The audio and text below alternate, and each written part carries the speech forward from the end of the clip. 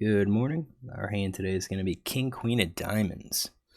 So on this board or on this hand, under the gun, open raises the two big blinds. Pretty small raise. I'm not sure if that's a standard or not. Didn't take a nota on it. But he's playing 15-10 right now over about 200 hands, so I'm going to assume he's going to be fairly tight. Ace King, Ace Queen, King Queen suited. Some pocket pairs down to maybe eights, sevens, um, possibly ace queen off, possibly ace jack off. That sort of hands. We don't have to worry too much about him because he's gonna fold on the flop. We got villain six that calls. I don't know anything about villain six. Villain six is the second hand at the table. I'm just gonna go with kind of just a calling range. Maybe we have ace eight, maybe we have ace seven, but we've got our broadways up there, pocket pairs, suited connectors. Maybe he's wider, maybe he's tighter. I don't know. We're gonna go with this range. It's kind of like a calling range, and then it's on me. And I thought about isolating here. Thought about isolating because we had villain three fold three bet 75%. This guy unknown. I thought by three betting I kind of really apply some pressure, but then again, I almost feel like my hand's a little bit too strong. I've got some value against both of these players, especially this player. He didn't raise it up to three big blinds standard, so kind of think he's a little bit more speculative. I've got some position, so I chose to just call here, and that kind of matches what my calling range is. So I decided not to go for a three bet with any of the hands. But instead to try to seek some value from this king queen suited. We see a flop. Flop is king queen jack. Actually, pretty decent flop for us. Villain three checks. I'm gonna guess that he probably now has like an underpair, nines, eight, sevens. Because I think ace king, ace queen, ace jack is probably betting here. I think king queen's definitely betting and so forth. Now his c-bet stats aren't super high. So maybe he's gonna check call like the ace queen ace jack, but that's fine. We have him beat. So villain six now leads, and that's a little unusual. You typically don't see a player like this lead out, and especially lead out somewhat small. It's 25% pot. What kind of hands do I think he does this with? I kind of feel like he's doing this with maybe could be two pair, king queen, king jack, queen jack. Could be a single pair. Maybe it's a ace queen, ace jack hand. I think ace king would have three bet. So I excluded that from his range. Maybe a queen 10, maybe a jack 10. A hand like that connected in some way and is taking advantage of the fact that he checked. And also, if you consider it, I did call too. I called behind, so it's not like I'm repping any major strength here. I'm probably not. I probably don't have queens or kings. I probably don't have jacks. I don't have ace king myself. I could have 10-9. So what I did was actually raise, kind of with the idea that I could raise ace 10. I think ace 10's in my range, 10-9's in my range. I'm raising for value. I think two pairs in my range. I think one pair's in my range. So ace jacks, jack 10. I think with a three-way pot, I'm just trying to raise to kind of define the hand, figure out where people are, figure out how strong they are, with the idea that I'm going to be firing a double barrel and probably going for three streets large majority of the time. The exception would be if a 10 or an ace comes out, or a 9, 10 or ace. I'm going to have to really slow down. So I raised, villain calls, turn was the ace, villain 6 checked, and I thought I really wanted to check this. Because I think any ace now beats me, any ace queen, ace jack beats me.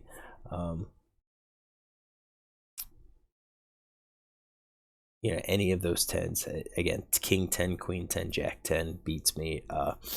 And my thought was, how could I actually see the river with my two pair? That does have some value, not a whole lot. But I thought if I check here, villain could go ahead and lead, for a pot size bet on the river, and I don't think I'm going to be able to win it. So my strategy at this point was to bet half pot, hoping that bet was going to allow me to see a check on the turn on the river. So he calls, 4 of heart comes out, and then villain leads into me for half pot, and I actually folded. So we don't know what his hand is, but I folded here, getting 3-1 on the money. Just because I don't think a player does this if they don't have the ace. I think he's making a bet to make sure the money goes in the pot on the river because he wants value for that 10. That's my thought. I just went ahead and folded. So what does GTO tell me? And I'm really curious about that flop action. So flop action, villain's going to be betting. He's betting wide range of hands here. Pretty decent hands. Middle pair plus, top pair, or middle pair plus. He's doing some weak pairs. Some of the bottom pairs of his range. He's got open enders, gut shots. He's going to be betting quite a bit. Now, again, this assumes heads up, but this was actually 3-way. I'm not sure if that changes a whole lot, but we'll say he's playing GTO. So he bets, and then I shouldn't be raising at all. So I think that's a mistake, and it built up a pot and kind of led me to ultimately fold. So I could have just called here. So let's see what I should have done.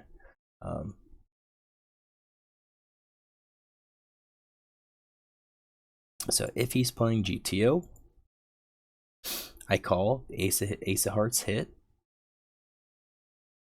Villain might bet out half pot, keeps the pot small. Maybe he checks. So let's say he leads again, he bets. I think I still have to call. I don't think he's demonstrated that he has a 10 yet. So I do think we're going to be calling. And it looks like we are calling our 2-pair hands. King Jack, Queen Jack, we could throw in some folds. Note, we didn't raise with trips, with trip jacks at all.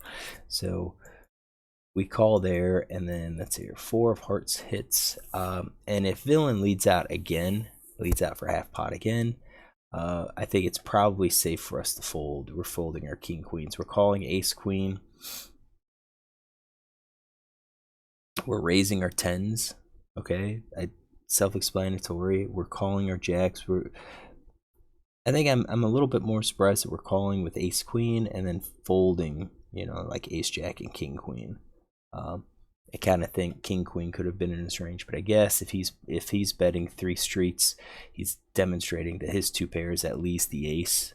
So I don't think he has ace king. So if we have ace queen, we're at the very top of his 2-pair range that he could be betting. The other ace being ace jack. So yeah, probably lost more in this hand than I should have. What happens if he checks? So if he checks, I think that indicates some weakness. He is checking some of the 2 pairs.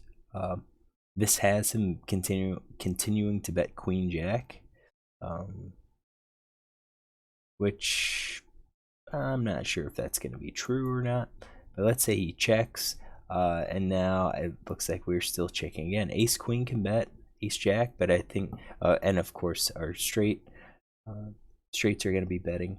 We're going to throw in these pocket pairs as bluffs, I'm sure. 5, 6, 7s, 8s, because he showed weakness. We're going to try to take advantage of it. Bet with those, and we're being protected because we include the straight in our range. So I think that kind of makes sense. Don't turn 2-pair into bluffs. I think that's a key. Don't turn those two pair to bluffs. Turn these, which probably have limited equity if called.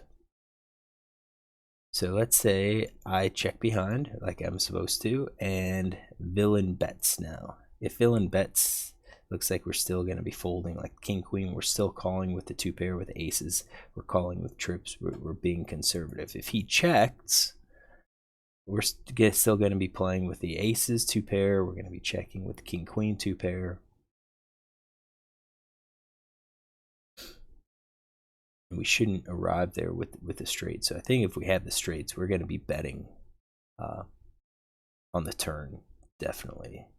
Now, is this realistic? I don't know, tough to say. Probably. I think probably he's betting at least some pair. Would he bet 25% with the straight? I think some people do that. I think some better players might do that. I think weaker players go for a check raise with the straight. Some of the weaker players actually go, just for a check call and wait for the turn. So I think that's realistic. I think it's realistic in how he plays. I think it's a little bit more interesting that we don't show any aggression at this point. We just call here. We don't raise with tens, jack tens. We don't raise with any of our draws, any of our premiums. And I guess maybe it's because we don't really have trip kings or queens in our hand. I guess if we add those, now we have the possibility of having three of a kind. We don't have a huge number of straights. Ace 10 isn't in our range. So just kind of play a more of a passive approach and keep the pot small. So I thought this hand was going to be a lot more interesting. Turns out that I don't think it is. Just need to slow down. I think I got too aggressive. Cost me more money on this hand. And it's possible that I still would have seen a showdown if I was a little bit more passive. What about Villain 3? Would he have come along? I don't know. Probably not. If he has an underpair, I don't think underpairs are going to call and hope for a set. So I think it would have just been the two of us. All right. No, this was a learning hand, but not super interesting. Not many things to do because we don't know what he played. We don't know the outcome other than I folded. So hopefully you like this hand. If you did, look tomorrow for another hand.